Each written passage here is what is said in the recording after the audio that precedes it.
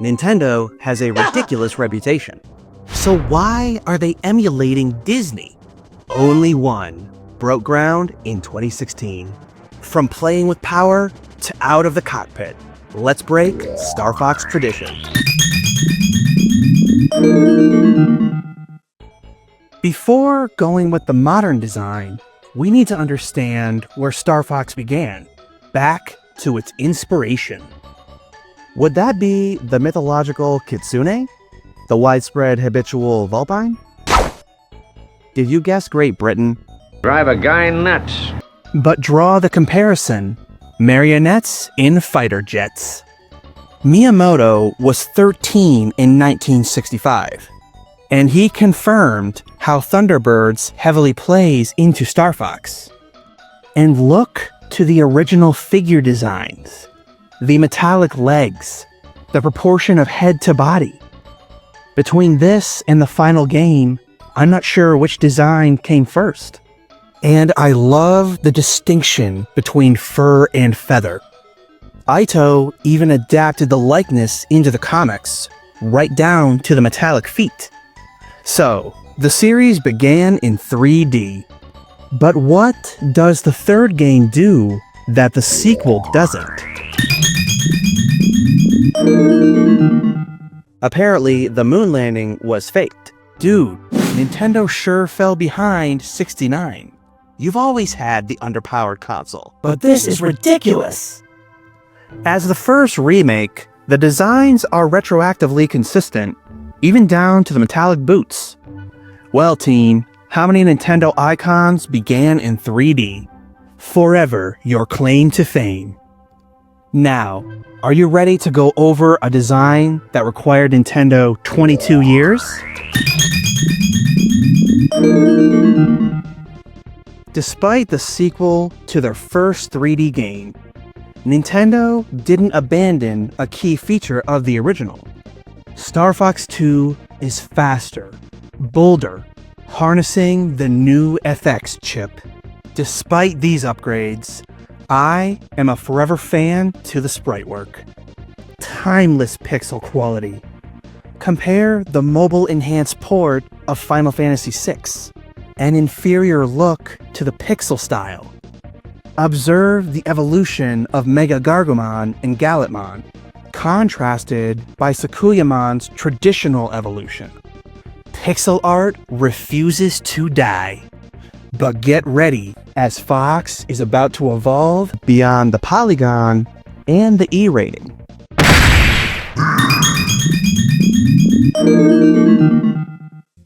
When gamers pre-ordered Dinosaur Planet, they found it odd by the lack of trailers, going on with nothing but screenshots and pristine quality of RareWare.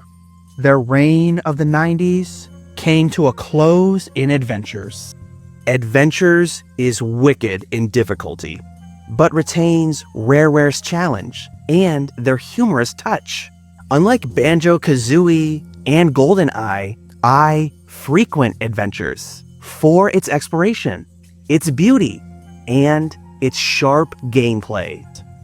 These designs, a welcomed refinement, showing the power of GameCube. A pleasing balance, a well-deserved level of realism. And yes, I wanted a Zelda-style makeover. For an in-depth look into RareWare's last great game, check out my video covering its success, linked below. Nintendo handed the next game to Namco. Let's find out how they improved on Adventures. Namco had the right idea, embracing the on-rail gameplay with on-foot gunning. I can't think of a GameCube game with a smoother frame rate. The redesigns are serviceable, less animalistic, and more cartoonic. So how did Namco improve over RareWare? Compare these visuals. I'm not addressing the new art style, but rather the palette, making RareWare look dreary in contrast. I'll nickname Assault the action figure style. But we are not ready for the next one. It's time to objectify.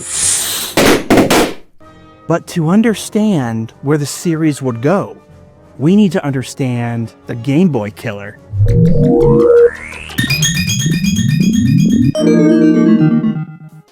(1989), Nintendo launched the Titan of handhelds. Accessible, affordable, in an era before Pokemon.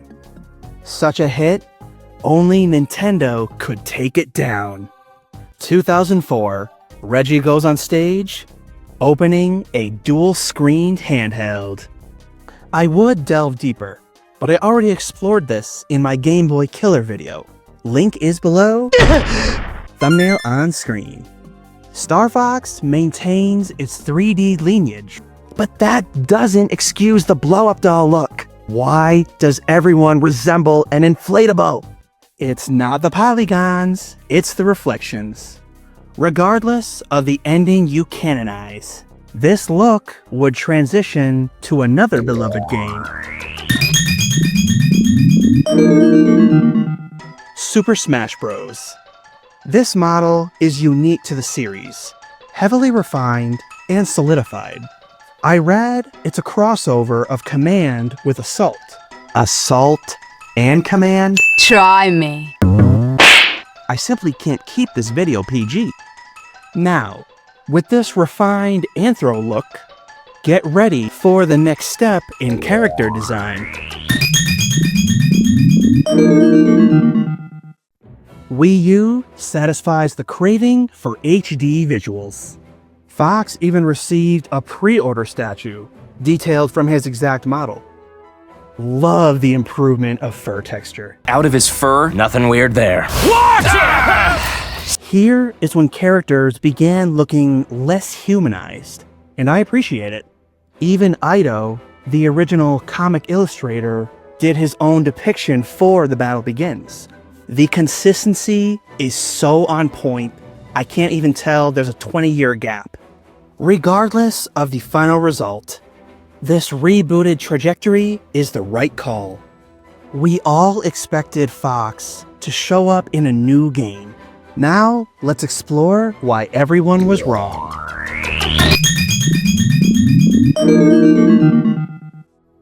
We didn't know Barbie would overtake Mario, but we did know a sequel was guaranteed before the Yoshi egg. The trailers land, the title is revealed, but it is a poster that blindsides. Fox making his film debut. What I had wanted since the 90s.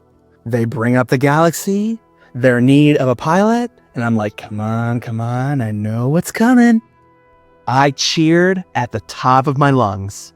I knew to expect another average Illumination film, but at least they did McCloud right, telling his story through satisfying animation.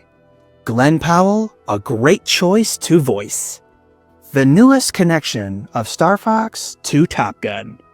For that info, check out my video on how Top Gun inspired StarFox. Link is below. Naturally, he's my highlight to the Galaxy movie.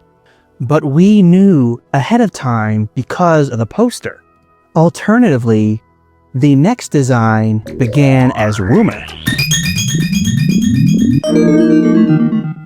Rumors have abounded for an Ocarina of Time remake. People reported on Fox McCloud. Was it exclusively hinting at the movie?